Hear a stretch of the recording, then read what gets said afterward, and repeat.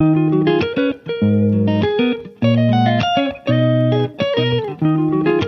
श्री गणेशाय नमः।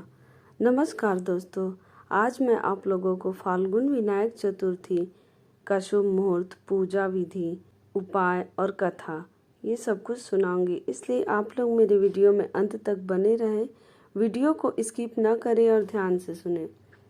रिद्धि सिद्धि के दाता गौरी पुत्र गजानन की पूजा के लिए हर माह में 2 चतुर्थी का व्रत रखा जाता है, एक कृष्ण और एक शुक्ल पक्ष में। 21 फरवरी 2023 यानी कि आज से फाल्गुन माह का शुक्ल पक्ष शुरू हो गया है। इस पक्ष में विनायक चतुर्थी का व्रत रखा जाता है। इस दिन गणपति बप्पा की पूजा करने वालों के हर कार्य सिद्ध होते हैं। साथ ही रोग मुक्ति की कामना से भी ये व्रत किया जाता है। इस साल फाल्गुन महीने की विनायक चतुर्थी 23 फरवरी 2023 को है। ये व्रत बुद्धि और ज्ञान में वृद्धि करता है। इस दिन गणपति की उपासना करने से मानसिक तौर पर कमजोर बच्चों का दिमाग भी दुरुस्त हो जाता है। स्मरण शक्ति में बढ़ोतरी होती है।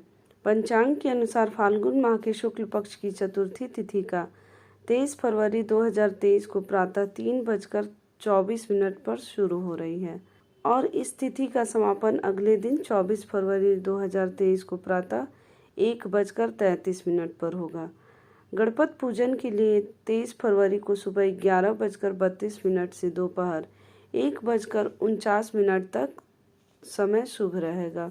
फाल्गुन विनायक चतुर्थी व्रत वाले दिन 4 शुभ योग सर्वार्थ सिद्धि, रवि योग, शुक्ल और शुभ योग का दुर्लभ संयोग बन रहा है।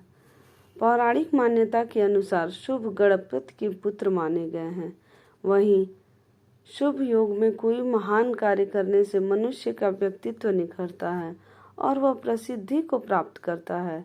ऐसे में गणपति पूजन कर नए काम की शुरुआत करने के लिए ये दिन बहुत शुभ रहेगा। शुभ योग 22 फरवरी 2023 रात 11:47 से शुरू होगा और 23 फरवरी 2023 रात 8:58 तक रहेगा। विनायक चतुर्थी पर गणपति जी का विशेष प्रभाव रहता है। ऐसे में शुभ मुहूर्त में गणपति जी की पूजा करें और शाम को संकट नाशन गणेश स्तोत्र का पाठ करें। इससे कार्य में आ रही बाधा का नाश होता है और गणपति जी की कृपा से सारे काम सफल हो जाते हैं। धन की प्राप्ति होती है। गौरी पुत्र को 21 लड्डू का भोग लगाएं और फिर इन्हें गरीब बच्चों में दान दें। संभव हो तो दान घर के बच्चों के हाथों करवाएं। इससे उनका बुद्ध मजबूत होगा और पढ़ाई में रुचि बढ़ेगी। फाल्गुन विनायक चतुर्थी पर गणेश जी को सिंदूर का तिलक लगाएं। तिलक लगाते समय ये मंत्र जरूर पढ़ें। सिंदूरम शोभनम रक्तम सौभाग्यम सुखवर्धनम शुभदम कामदम चैव सिंदूरम प्रतिगृहाताम। अगर घर में बीमारियों का डेरा है तो गणपति को चढ़ाए सिंदूर का तिलक। रोगी को भी लगाएं, इससे घातक रोग भी खत्म होते हैं। अब मैं आप लोगों को फाल्गुन मास की विनायक चतुर्थी की पौराणिक कथा सुनाने जा रही हूँ। श्री गणेशाय नमः। फाल्गुन मास की चतुर्थी तिथि पर गणेश जी की पूजा करने का विधान है। इस दिन को विनायक चतुर्थी के नाम से जाना जाता है। बुधवार को भी गणेश जी का पूजा किया जाता है। यह तिथि बेहद शुभ मानी जाती है। इस दिन गणपति की पूजा करने से व्यक्ति को 100 गुना फल प्राप्त होता है। इस दिन पूजा करते समय व्यक्ति को व्रत कथा अवश्य सुनना चाहिए। पौराणिक कथा के अनुसार एक बार माता पार्वती के मन में एक ख्याल आया कि उनका कोई पुत्र नहीं है।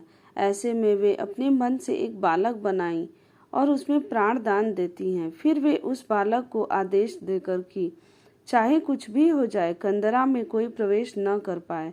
कंदरा में स्थित कुंड में स्नान करने चली जाती हैं। वह बालक अपनी माता के आदेश का पूरा पालन करता है। वह कंदरा के द्वार पर पहरा देने लगता है। कुछ समय बीत जाने के बाद माता पार्वती से मिलने भगवान शिव वहां पहुंचते हैं। जैसे ही भगवान शिव कंदरा के अंदर जाने लगते हैं तो वो बालक उनको रोक देता है। महादेव बालक को समझाने का प्रयास करते हैं, लेकिन वह उनकी बात नहीं मानता है। वह क्रोधी हो जाते हैं और त्रिशूल से बालक का शीश धड़ से अलग कर देते हैं। तब माता पार्वती को इस बात का पता चला तो वह क्रोधित हुई। उन्होंने देखा कि उनका पुत्र धरती पर प्राण विहीन पड़ा है।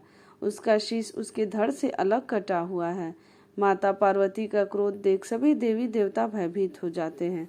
शिव जी अपने सभी गणों को आदेश देते हैं कि एक ऐसे बालक का सिर लेकर आओ जिसकी माता का पीठ उसके बालक की ओर हो। शिवगण ऐसे बालक की तलाश में निकल जाते हैं और एक हथिनी के बालक का शीश लेकर आते हैं। भगवान शिव गज के शीश को बालक के धड़ से जोड़कर उसे जीवित कर देते हैं। यह देख माता पार्वती कहती हैं कि यह शीश तो गज का है, हर कोई मेरे पुत्र का उपहास करेगा। तब शिव जी बालक को वरदान देते हैं कि आज से इन्हें गणपति के नाम से जाना जाएगा। सभी देवों में गणपति प्रथम पूज्य होंगे, बिना इनके कोई भी मांगलिक कार्य पूरा नहीं होगा। अगर आपको मेरी यह कथा अच्छी लगी हो तो मेरे चैनल को लाइक करें, सब्सक्राइब करें, शेयर करें।